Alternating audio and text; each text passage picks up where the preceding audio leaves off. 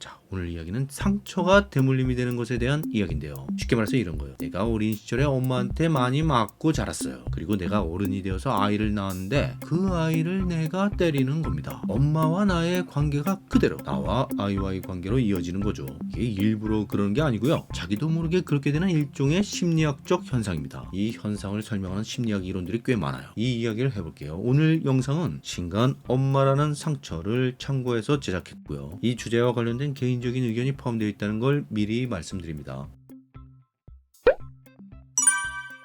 아까 일부러 그러는 게 아니라고 했잖아요. 우리 아버지도 나를 때렸으니까 나도 아이를 때려야겠다. 어렸을 때 엄마도 나를 무시했으니까 나도 애를 무시해야지. 이런 부모가 어디 있어요. 그런 생각으로 아이를 때리고 무시하는 게 아닙니다. 근데 이럴 수는 있어요. 애가 하도 말을 안 들어서 화가 나서 때렸는데 갑자기 아버지 생각이 날 수는 있습니다. 그리고 애 하는 짓이 한심해서 으이그 네가 하는 짓이 그렇지 뭐 커서 뭐가 될래? 이런 말을 하다가 문득 엄마 생각이 날 수는 있어요. 아버지가 나한테 했던 행동을 엄마가 나한테 했던 말을 이제 내가 아이한테 하고 있네 하는 생각이 드는 거죠. 자, 이게요, 그나마 아이가 어렸을 때 이런 생각이 든다면 다행입니다. 아직 늦은 건 아니에요. 하지만 보통은 아이가 좀 컸을 때 이런 생각이 드는 경우가 많아요. 왜냐하면 애가 어릴수록 부모가 자기 마음대로 하게 되죠. 자아가 채 형성되지도 않은 아이 입장에서는 부모한테 맞출 수밖에 없습니다. 그러니까 문제가 있어도 당신은 모르는 거예요. 사람은 원래 자기가 불편한 게 없으면 깊은 생각을 잘 안 하거든요. 근데 애가 좀 크면 보통 머리가 굵어진다고 하죠. 자아가 뚜렷해지면서 아이 스스로 생각을 하기 시작합니다. 중2병이라고 하죠. 사춘기가 되면서 잠재하고 있었던 부모와의 갈등이 표면화되는 경우가 아주 많아요. 부모한테 대들기도 하고 막 엇나가기도 하고 이러는 거예요. 그럼 어떻게 되겠어요? 애 때문에 속을 좀 썩다 보면 옛날 생각이 나기 시작하는 거죠. 내가 엄마하고 사이가 안 좋았는데 딸하고도 그렇게 되겠구나. 이런 생각이 드는 거예요. 그러면서 자식과 멀어질수록 오히려 그렇게도 싫어했던 부모를 조금씩 이해하게 됩니다. 뭐 옛날 TV 드라마에 맨날 나오는 대사죠. 너도 자식 낳아봐라. 그래야 부모 심정을 알지. 하지만 그걸 할 때쯤에는 이미 아이와의 관계는 돌이킬 수 없는 상태가 되어버리곤 합니다. 마치 내가 아이의 나이 때 부모와의 관계가 그랬던 것처럼. 이러면서 하나의 사이클이 끝나고 다시 시작되는 거예요. 이런 일들이 대를 이어가며 계속 반복되는 겁니다. 근데 요즘에 엄마들이 너무 똑똑해지고 아이도 하나 아니면 둘이다 보니까 이전에 비해서 아이를 키울 때 이것저것 알아보는 사람들이 많죠. 어쨌든 이 아이 하나만큼은 제대로 키워야겠다는 생각들을 하는 거예요. 그래서 엄마들이 공부를 많이 합니다. 이 책에는 실제 상담 사례가 많이 나오는데요. 그중에 A군 어머니와 B양 어머니의 사례를 볼게요. A군 어머니는 A군을 때렸어요. 욕도 하고 해서는 안 될 말도 했습니다. 근데 이 A군 어머니 본인 역시 부모로부터 정서적 학대, 아동 학대를 받은 과거가 있었어요. 부모가 너무나 자신에게 가혹했다고 생각했기 때문에 자신은 절대 아이를 부모처럼 대하지 않겠다고 결심하고 많은 노력을 했습니다. 무려 100권이 넘는 육아책을 읽었고 아이와 많은 시간을 보내고 좋은 음식을 먹이려고 했어요. 그렇게 했었는데도 아이가 말을 듣지 않으면 화가 치밀어 올라 아이를 학대하는 일이 계속되었습니다. 그리고 B양 어머니 경우는 이분은 결혼 전에 사회적으로 잘 나가는 커리어 우먼이었어요. 결혼도 잘했고요. 애가 어렸을 땐 무척 행복했습니다. 근데 애가 초등학생이 되면서 문제가 생겨나기 시작했어요. 이 B양 어머니는 아까 A군 어머니처럼 부모한테 학대받은 기억은 없었지만 이런 건 있었죠. 본인이 너무 부모한테 순종적으로 살아서 아이는 자기와 다르게 키우고 싶었던 거예요. 그래서 B양을 낳고 넌 나처럼 살지 말고 네가 하고 싶은 거 다 해. 네가 원하는 거 있으면 말하고 너 감정 숨기지 말고 다 표현해. 이런 식으로 키운 거예요. 근데 막상 얘가 좀 크면서 진짜 그렇게 하기 시작하니까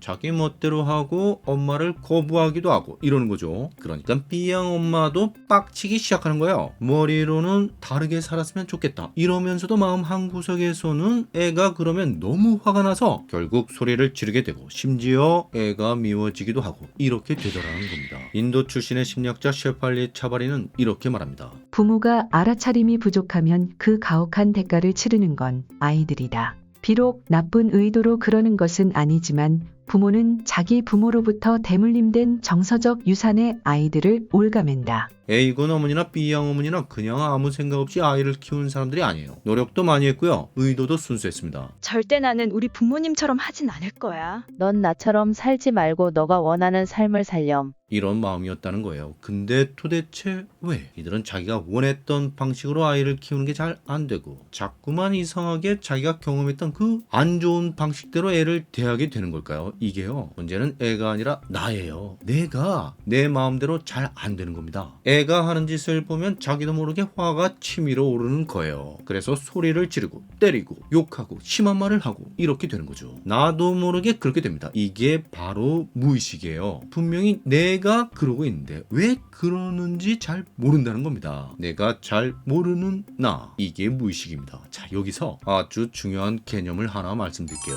내면 I라는 겁니다. 이걸 심리학자마다 다양한 용어로 사용하는데 누구는 I자라고도 하고 자기라고도 하고 이런 게 다 비슷한 거예요. 일단 여기서는 존 브래드쇼의 내면 I 개념으로 설명할게요. 이게 비교적 이해하기가 쉽거든요. 그냥 이렇게 생각하면 됩니다. 내 안에 꼬마애가 하나 살고 있는 거예요. 보통 어른이 되면 어린아이의 마음을 잘 모르죠. 어린 시절을 잘 기억하지 못하는 경우도 많고요. 기억한다고 해도 그때 그 시절의 마음으로 정확하게 돌아가기는 어려워요. 그렇죠. 그러니까 TV 육아 심리 프로그램을 보면 신기한 거잖아요. 아, 제가 저런 행동을 하는 게 그런 뜻이었구나. 그래서 저 꼬마가 그런 말을 자꾸 했던 거구나. 이렇게요. 어른이 되면 아이의 세계가 낯설게 느껴진다는 겁니다. 전문가나 돼야 좀 아는 거지. 자, 무슨 얘기를 하고 싶은 거냐면요, 대부분의 어른들에게 내면 아이는 무의식에 존재한다는 거예요. 내 안에 그런 아이가 있다는 걸 잘 모른다는 겁니다. 내면 아이? 아니, 도대체 그게 무슨 소리야? 내 머릿속 어디에 그런 꼬마가 있다는 거지? 이게 무슨 동화책에 나오는 얘기도 아니고. 자, 혹시 이런 생각이 드는 이과 전공 극티분들을 위해서 추가로 설명할게요. 이게 뇌과학과도 관련이 있어요. 수십 년간 트라우마 환자를 치료했던 정신과 의사 베셀 반 데어 콜크가 쓴 몸이 기억한다 는 책이 있습니다. 어떤 경험은 내가 머리로는 기억을 못해요. 근데 몸은 그걸 기억합니다. 무슨 얘기냐면 트라우마는 몸과 신경계에 기록되어 있다는 겁니다.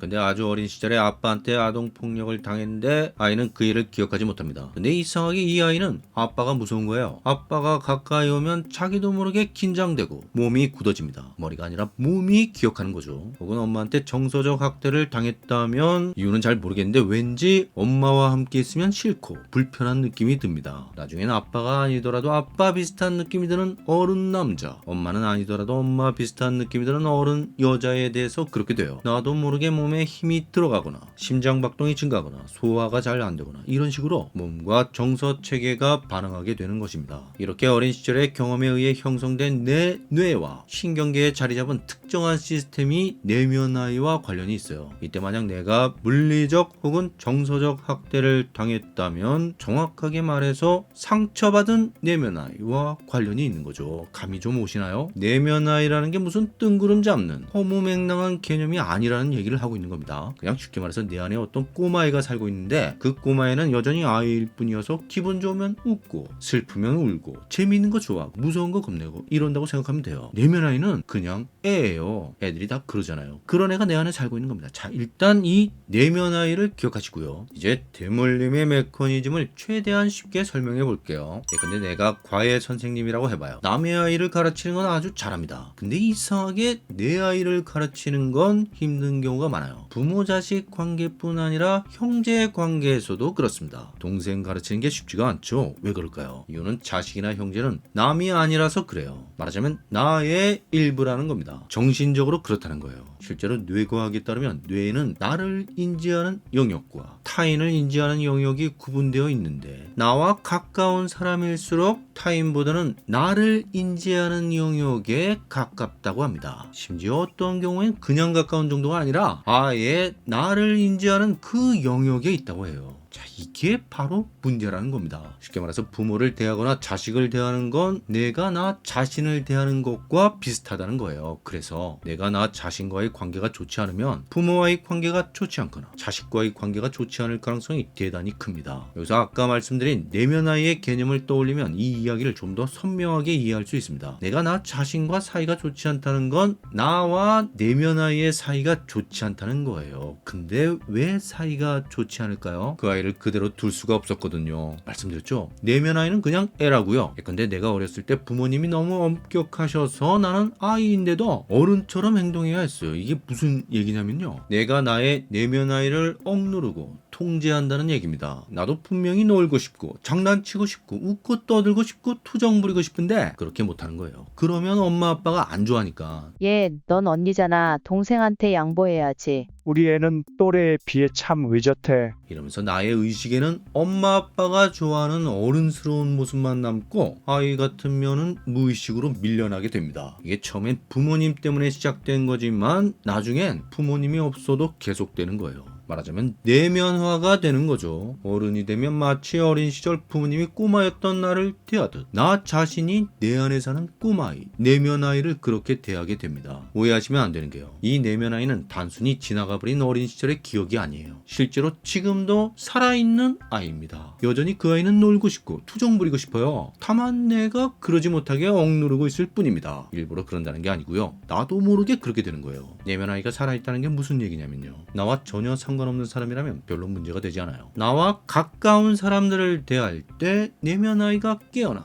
작동하게 됩니다. 예컨대 아주 많은 사람들에게 자식은 곧 나예요. 나의 연장선이죠. 그래서 마치 내가 나를 대하듯 자식을 대하게 되는 겁니다. 내가 내 안의 꼬마아이를 대하는 그대로 현실의 아이를 대하게 되는 거죠. 자기 자신에게 가혹한 사람일수록 아이를 가혹하게 대한다는 뜻입니다. 스스로에게 화가 나는 사람은 아이한테 화가 나는 거고요. 스스로를 비웃는 사람은 아이를 비웃게 되고 스스로를 숨도 못 쉬게 통제하는 사람은 아이를 숨도 못 쉬게 만드는 거예요. 말씀드린 대로 A군 어머니와 B양 어머니는 아이한테 그렇게 하지 않으려고 애를 썼지만 잘 되지 않았죠. 근데 아예 그런 시도조차 하지 않은 사람들도 많아요. 심지어 자기가 받았던 대로 교육해야 한다고 믿는 사람들도 꽤 있습니다. 애를 아끼면 애를 망치는 거야. 이렇게 부모님이 나를 키운 방식을 싫어할 수도 있고 좋아할 수도 있어요. 하지만 그런 의식적인 호불호와 무관하게 어쨌든 그 방식이 익숙한 거고요. 내 몸에 배어있는 것입니다. 다시 말해서 나와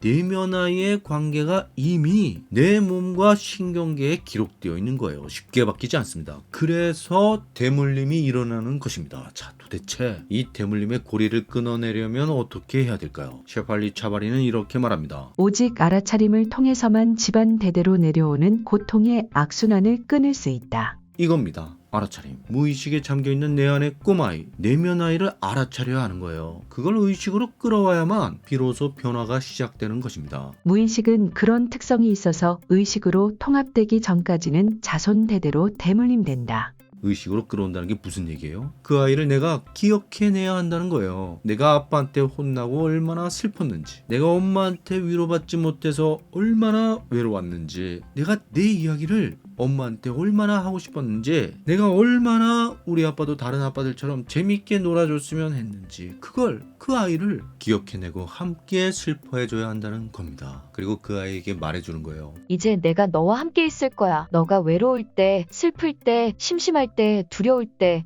너의 곁엔 언제나 내가 있을 거야. 왜냐면 그 아이는 지금도 그러고 있거든요. 말씀드렸죠? 뇌와 신경계에 새겨진 흔적은 지금 현재에도 여전히 작동되고 있다고요. 그래서 이게 시간이 걸리는 거예요. 당연한 거죠. 10년, 20년 상처가 어떻게 하루 이틀 사이에 아물 수 있겠어요. 하지만 내가 그 아이를 기억해내고 아이와 계속 함께 한다면 상처받은 내면 아이는 조금씩 바뀔 수 있어요. 나조차도 나를 돌아보지 않아 어두컴컴한 무의식 저편에서 혼자 웅크리고 있던 그 외로운 꼬마아이가 이제 내 손을 잡고 나와 함께하는 겁니다. 그 아이에게 나는 든든한 어른이에요. 어린 시절 엄마 아빠에게 모든 걸 의존할 수밖에 없고 휘둘릴 수밖에 없던 그런 무력한 존재가 아닙니다. 내 덩치도 부모님만 해줬고요. 나 혼자서도 얼마든지 생활할 수 있어요. 혹시라도 아이가 실수하거나 뭘 잘못해서 사람들이 무시하고 욕하더라도 이렇게 말하는 겁니다. 괜찮아. 아무것도 아니야. 야, 넌 잘할 수 있어. 다시 한번 해보는 거야. 말하자면 내가 나 자신의 가장 친밀한 보호자이자 친구가 되는 거예요. 그렇게 해야만 비로소 좋은 엄마가 될 수 있다는 겁니다. 심리 상담가인 작가는 A군 어머니에게 A군을 위한 행동을 그만하기를 권했어요. 그걸 멈추고 먼저 엄마인 나를 돌보라고 했습니다. 그리고 B양 어머니는 B양이 자기와는 다르게 살길 원했잖아요. 근데 그러면서 엄마 자신의 어린 시절을 만나게 되었습니다. 내가 나 자신의 아픔을 외면하면서 자식을 진심으로 돌볼 수가 없어요. 원리상 그게 가능하지 않습니다. 내 안에 내면 아이를 대하듯 내 아이를 대하게 되기 때문에 내가 나를 사랑하지 않으면 내 아이를 사랑할 수 없습니다. 내가 나를 사랑하는 것, 그게 모든 변화의 시작입니다. 자, 오늘은 여기까지고요. 이 영상과 관련된 더 많은 이야기가 궁금한 분들께 이 책을 권해드립니다. 구독과 좋아요 부탁드리고요. 의견이나 질문을 댓글로 남겨주세요. 감사합니다.